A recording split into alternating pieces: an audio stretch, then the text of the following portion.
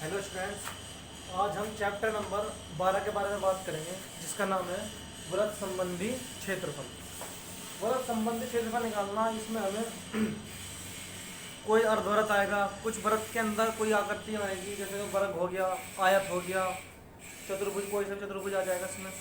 तो उसके बारे में हम बात करेंगे व्रत संबंधी क्षेत्रफल के। लेकिन उससे पहले जरूरी है सीखना व्रत के बारे में। व्रत क्या होता है, ये व्रत से संबंधित कुछ परिभाषाएं, व्रत से संबंधित कुछ परिभाषाएं। जैसे अगर सपोज हमारा ये व्रत हो गया, मान लीजिए हमारा ये कोई व्रत है जिसका केंद्र है ये ओ, जिसका क्या है ये केंद्र ओ, ठीक है। फिर हम बात करेंगे नंबर 1, सबसे पहले बात करेंगे इसकी त्रिज्या के बारे में। किसी व्रत की त्रिज्या क्या होती है।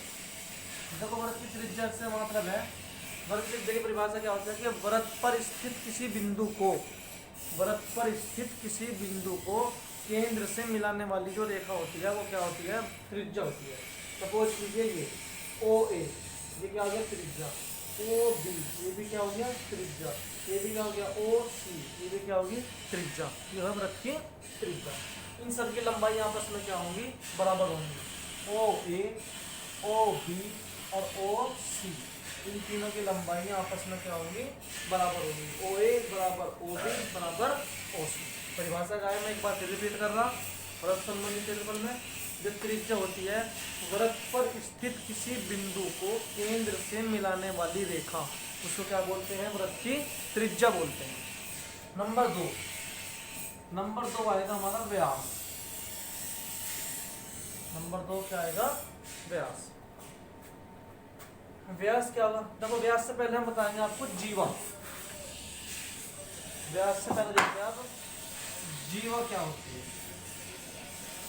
किसी व्रत की जीवा, जीवा की परिभाषा क्या है कि व्रत पर स्थित किसी बिंदु को किसी अन्य बिंदु से, व्रत पर स्थित भी किसी अन्य बिंदु से मिलाने वाली रेखा क्या कहलाती है, व्रत की जीवा कहलाती है। व्रत की जीवा कहलाती है। व्रत पर कोई बिंदु हो गया, एक बिंदु से सपोज करो यहाँ पे है ये बी, तो इन दोनों को मिलाने वाली रेखा क्या कहलाएगी, व्रत की जीवा कहलाएगी। ये भी क्या हो जाएगी, व्रत की जीवा हो जाएगी। ये भी क्या हो जाएगी, ये भी क्या होगी, व्रत की जीवा होगी। जीवा की परिभाषा फिर रिपीट कर रहा हूं मैं, व्रत पर स्थित किसी बिंदु को व्रत पर ही स्थित किसी अन्य बिंदु से मिलाने वाली रेखा क्या कहलाती है, व्रत की जीवा कहलाती है। अब देखिए व्यास, व्यास क्या होता है।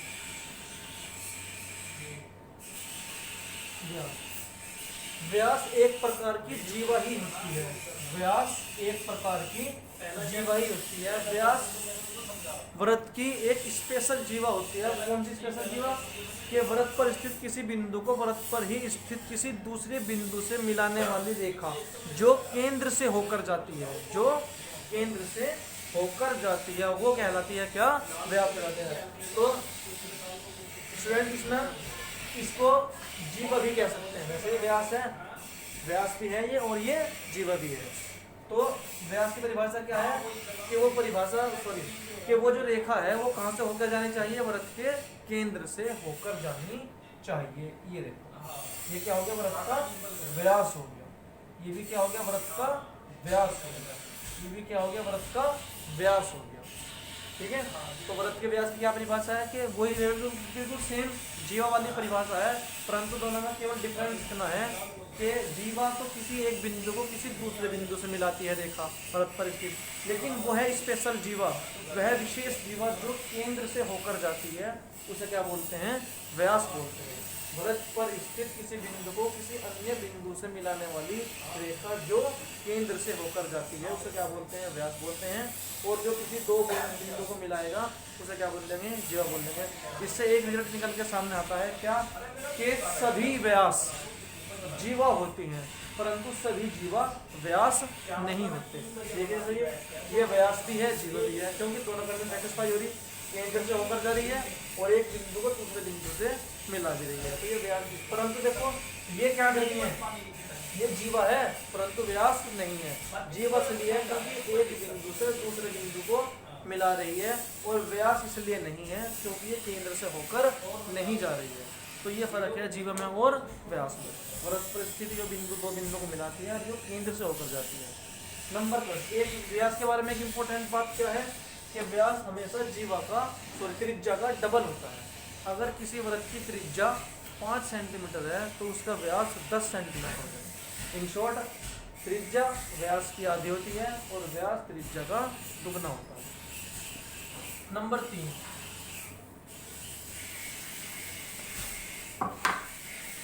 परिधि। परिधि क्या होती है किसी भी वृत्त की? देखो किसी वृत्त की जो संपूर्ण लंबाई है, जो पथ की लंबाई, इसे क्या बोलते हैं? वृत्त की परिधि बोलते हैं। सपोज ये आपने यहाँ से चार्ट किया, ये पूरी लंबाई, किसी वृत्त के पूरे पथ की लंबाई को क्या बोलते हैं? वृत्त की परिधि बोलते हैं। ठीक है।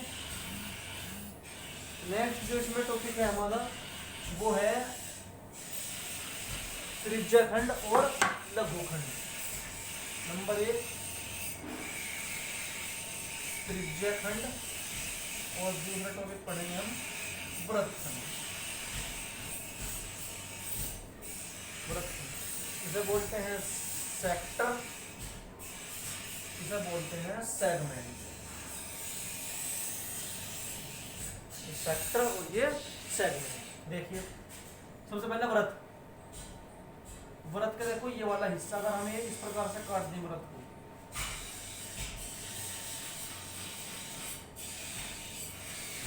जैसे कि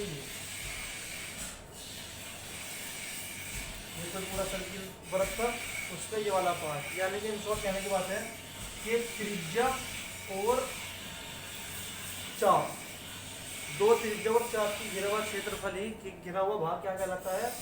त्रिज्याखंड कहलाता है। त्रिज्याखंड ये वृत्त की चाप होती है। ये किसी वृत्त की संक्षेप लंबाई, जैसे ये चाप होगी और ये भी चाप होगी। इसको चाप एक छोटी चाप है तो जैसे बोलते हैं लघु चाप, और ये बड़ी चाप ऐसे बोल देंगे दीर्घ चाप, दीर्घ चाप। ठीक है। तो ये किसी वृत्त की क्या है? ये चाप है। दो त्रिज्याओं और चाप के बीच का जो भाग होता है उसे क्या बोलते हैं? त्रिज्याखंड बोलते हैं। जिस प्रकार ये देखो दो त्रिज्या के बीच का भाग है, तो ये क्या हो गया? त्रिज्याखंड। अब वृत्तखंड। वृत्तखंड क्या होगा? जैसे कोई वृत्त है ये, इसको हम यहाँ से क्या करते हैं? काट देते हैं। तो ये वाला हिस्सा जो होगा ये तो कहलाया जाएगा उसका लघु वृत्तखंड, लघु वृत्तखंड। और ये क्या कहलाया जाएगा?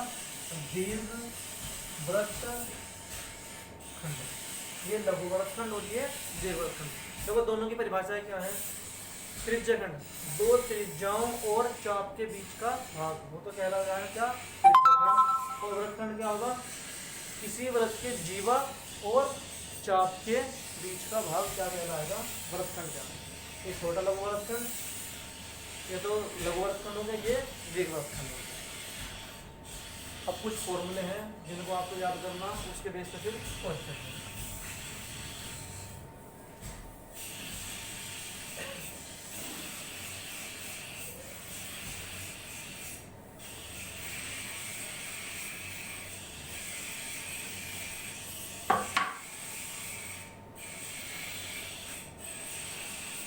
नंबर 1 सबसे पहले निकालना है वृत्त का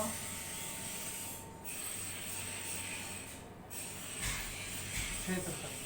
वृत्त का क्षेत्रफल होता है पाई आर स्क्वायर, जहाँ पर आर क्या होगी? वृत्त की त्रिज्या होगी। आर होगी, जहाँ पर आर होगी वृत्त की त्रिज्या। आर क्या कहलाएगी? वृत्त की त्रिज्या कहलाएगा। नंबर 2 परिधि। परिधि क्या कहलाएगी? 2 पाई आर। इसलिए वृत्त की परिधि क्या होगी? 2 पाई आर होगी। नंबर 3 अब बात करेंगे त्रिज्याखंड की और लघुखंड। देखो त्रिज्याखंड का क्षेत्रफल, त्रिज्याखंड का क्षेत्रफल वो होता है pi r square theta upon 360। Pi r square theta upon 360, जहाँ पर थीटा की जो वैल्यू होगी वो इसको देखो, मान लीजिए कोई त्रिज्याखंड है और यहाँ पे जो दो त्रिज्या उस आर्क के साथ कितना कोण अंतरित करती है, वो वाला केंद्र पर कितना कोण अंतरित करती है, ये थीटा उसकी वैल्यू है। ठीक है, ये वृत्त का केंद्र O है। नंबर 4, ये लघु का है, लघु त्रिज्यखंड का क्षेत्रफल। आपकी बात लघु वृत्तखंड का क्षेत्रफल, लघु वृत्तखंड का क्षेत्रफल वो होता है pi r square theta upon 360 और minus 1/2 r square sine theta. ये फॉर्मूला किसका है, लघु वृत्तखंड का। देखो चाहे वृत्तखंड, चाहे लघु वृत्तखंड हो, सॉरी चाहे त्रिज्यखंड हो, चाहे वृत्तखंड हो, ये जो फॉर्मूले हैं इनसे जो क्षेत्रफल निकलेगा वो केवल लघु पार्ट का निकलेगा, छोटे वाले हिस्से का निकलेगा। अगर बड़े वृत्तखंड का या बड़े त्रिज्यखंड का, दीर्घ वाला, दीर्घ त्रिज्यखंड या दीर्घ वृत्तखंड का हमें क्षेत्रफल निकालना हो तो उसके लिए पहले हम पूरा वृत्तखंड, पूरे वृत्त का क्षेत्रफल निकाल लेंगे, जो क्या होता है पाई आर स्क्वायर, और उसमें से माइनस कर देंगे छोटे वाला। अगर लघु वृत्तखंड का क्षेत्रफल दिया हुआ हो, दीर्घ वृत्तखंड का निकालना हो, तो पहले संपूर्ण वृत्त का क्षेत्रफल निकाल के उसमें से लघु वृत्तखंड का माइनस कर देंगे, तो आ जाएगा कौन सा का, दीर्घ त्रिज्यखंड का, दीर्घ त्रिज्यखंड वृत्तखंड का।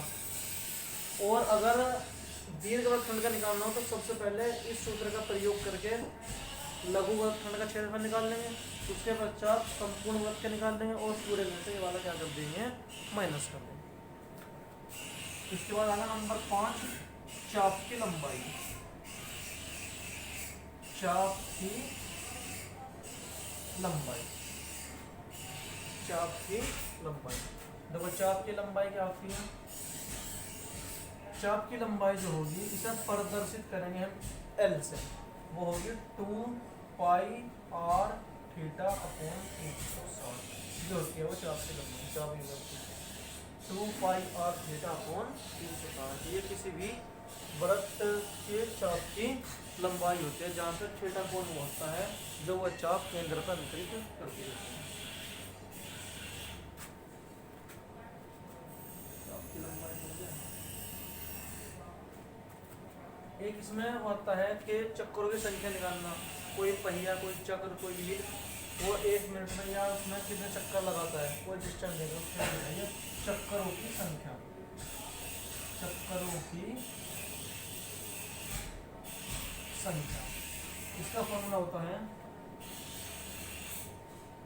1 मिनट में चली गई दूरी, 1 मिनट में चली गई दूरी अपॉन उस पहिए का व्यास, परिधि।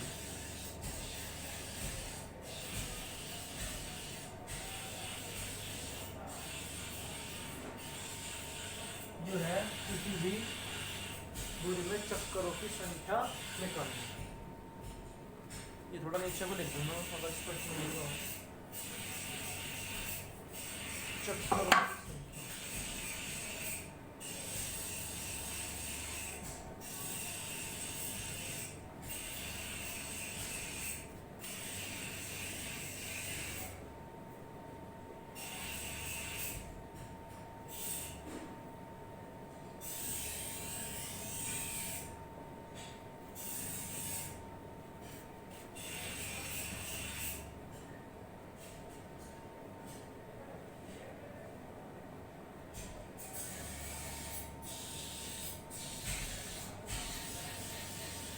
एक मिनट में चली गई दूरी बटे पहिए की परिधि।